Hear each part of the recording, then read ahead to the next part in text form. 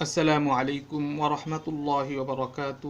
پیارے ناظرین اور سامعین، آج ہم حضرت شیخ سعدی رحمہ اللہ کی لکھی ہوئی کریمہ نامی کتاب سے اور ایک شعر سیکھیں گے، تو چلیے شروع کرتے ہیں۔ آج ہم یہ شعر سیکھنے کی کوشش کریں گے، لیکن سب سے پہلے اس شعر کے اندرونی الفاظ کے معنی کے بارے میں بات چیت کریں گے۔ یہاں لکھا ہوا ہے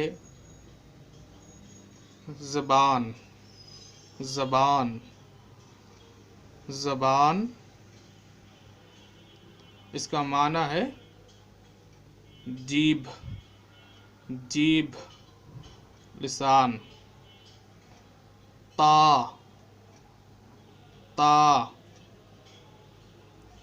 تا، الف، تا، اس کا معنی ہے جب تک، جب تک، جب تک۔ بود، بود، بود، اس کا معنی ہے ہوگا، ہوگا۔ در، در، در، اس کا معنی ہے میں، اندر، اندر۔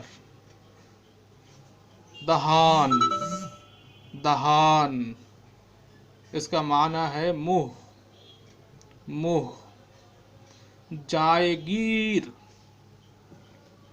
جائے گیر، جائے گیر، جیم الف حمزہ گاف یا را، جائے گیر، اس کا معنی ہے جگہ لینے والی، جگہ لینے والی۔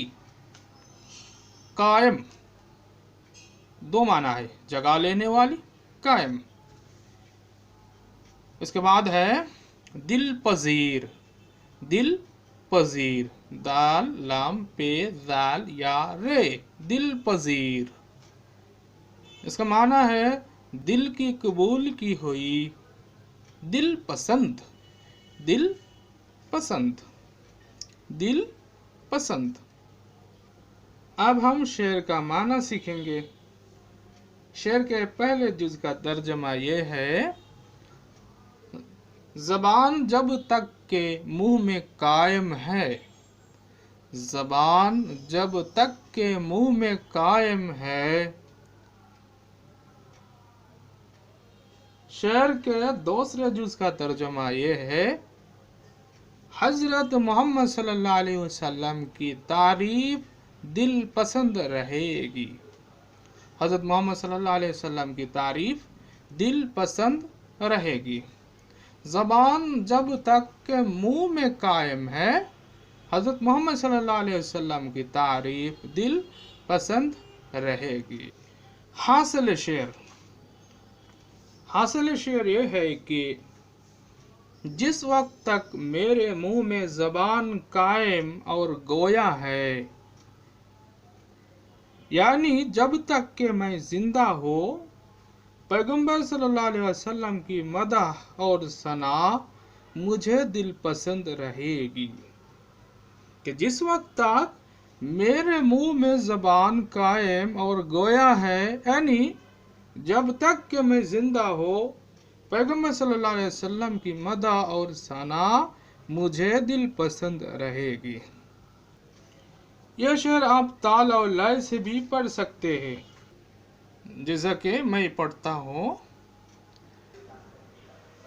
زباتا بود در دہا جائے گیر، زباتا بود در دہا جائے گیر، ثنائے محمد بود دل پذیر، ثنائے محمد بود دل پذیر۔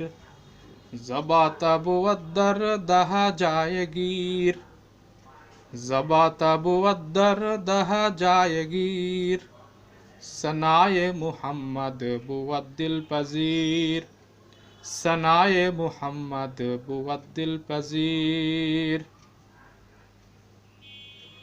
اور تال و لے کے بغیر بھی پڑھ سکتے ہیں، جیسا کہ میں پڑھتا ہوں: زباتا بود در دہا جائے گیر، زباتا بود در دہا جائے گیر ثنائے محمد بود دل پذیر ثنائے محمد بود دل پذیر۔